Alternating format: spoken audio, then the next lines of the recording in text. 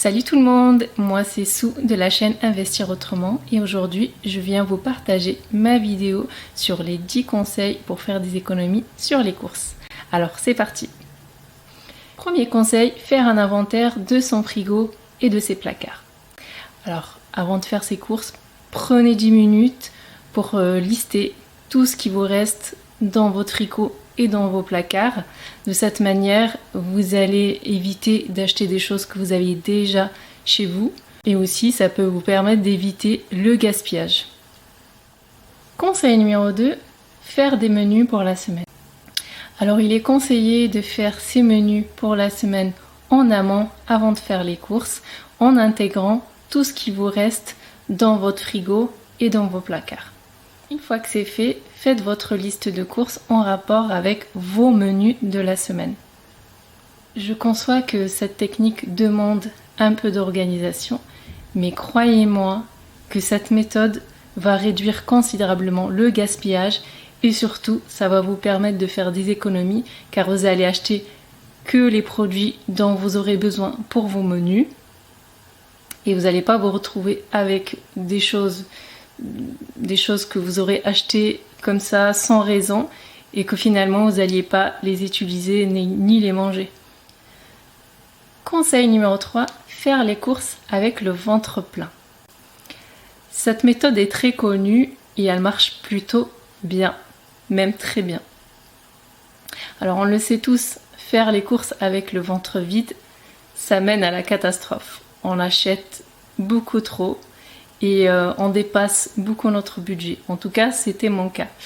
À l'époque, après mon travail, vers 17h, 17h30, je faisais mes courses et là, c'était la catastrophe parce que je dépassais largement mon budget.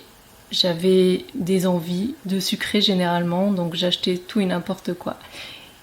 Et voilà, donc ça pouvait plus continuer comme ça. Donc maintenant, ce que je fais mes courses soit le matin quand je peux, après le petit déjeuner, soit après manger. Bref, c'est à chaque fois après un repas.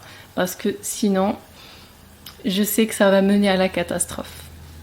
Conseil numéro 4, acheter ses fruits et légumes au marché. Beaucoup de gens aujourd'hui achètent leurs fruits et légumes pendant leurs courses dans les grandes surfaces. Mais le problème, c'est que ça coûte beaucoup plus cher qu'au marché par exemple. Au marché, les prix des fruits et légumes est beaucoup plus raisonnable qu'en magasin et en plus de ça, on a un large choix de produits. Conseil numéro 5, faire le marché en fin de matinée. Alors c'est vraiment intéressant d'aller au marché en fin de matinée ou en début d'après-midi parce qu'à ce moment-là, les marcheurs, les marchands baissent le prix de leurs fruits et légumes pour se débarrasser de leur stock. Parce que comme vous le savez, les produits comme les fruits et légumes perdent vite en fraîcheur et deviennent vite périssables.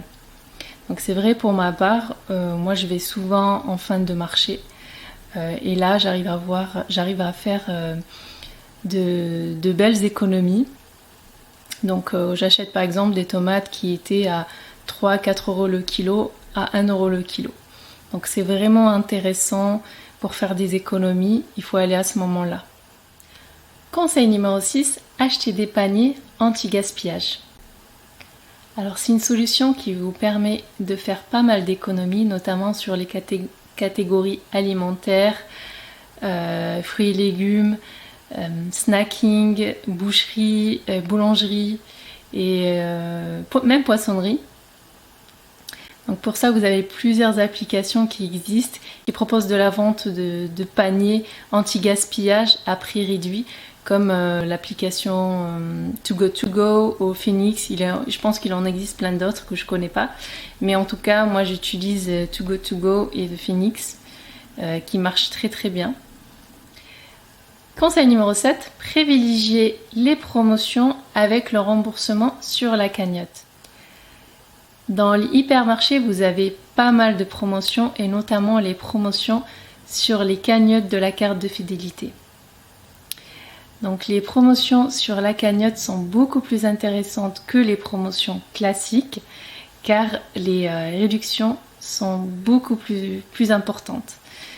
Par exemple, si vous prenez une lessive à 20 € et qu'il y a une réduction de moins 70% sur le prix qui va dans votre cagnotte, le produit vous aura coûté finalement plus que 6 €. Bien sûr, l'argent que vous accumulez dans votre cagnotte, vous pourrez l'utiliser dès les prochains achats. Alors pour ma part, tout ce qui est lessive, produits d'hygiène, produits de beauté, produits ménagers, couches, essuie-tout, papier toilette, j'achète tous ces produits-là uniquement avec la promotion sur la carte de fidélité, ce qui me permet de faire pas mal de réductions dans l'année. Conseil numéro 8, évitez d'acheter des plats déjà préparés. Alors c'est vrai que acheter les plats déjà préparés, c'est bien plus pratique et ça nous permet de gagner beaucoup de temps que de préparer ses propres plats, mais on le sait tous que ça coûte beaucoup plus cher. Donc il n'y a rien de mieux que d'acheter des produits frais et de faire sa propre cuisine. Non seulement c'est plus économique et en plus de ça, c'est meilleur pour notre santé. Conseil numéro 9, réduire la consommation de viande. À la base, le prix de la viande est bien cher, mais aujourd'hui, avec l'inflation, la viande c'est devenu un produit de luxe, et notamment le poulet qui a vachement augmenté en termes de prix.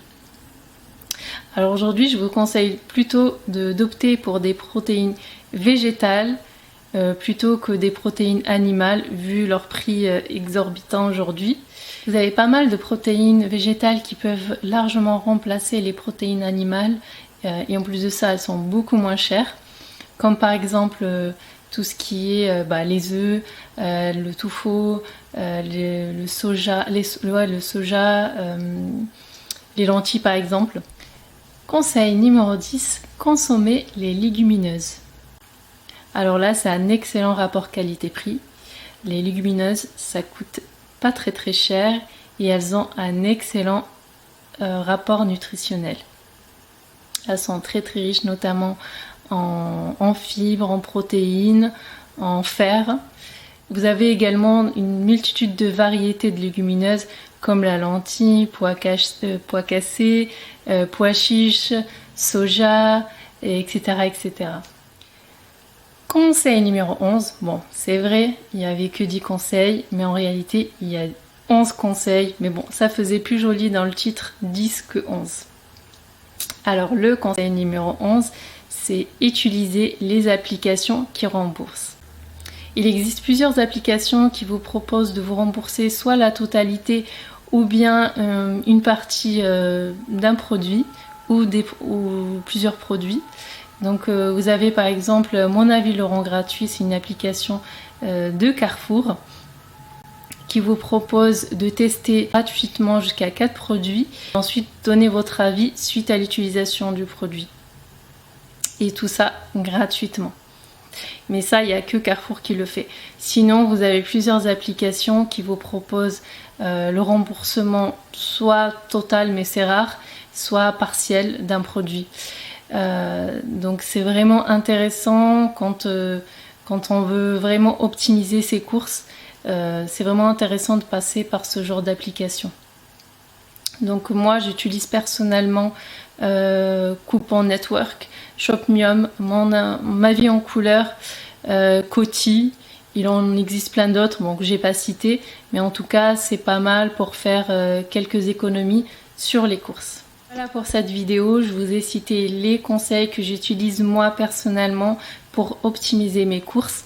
J'ai dû peut-être oublier des conseils. Si vous avez vous des conseils que j'ai pas cités, n'hésitez pas à me les partager, je les testerai avec plaisir. En tout cas, merci d'avoir regardé cette vidéo et à très vite pour une nouvelle vidéo.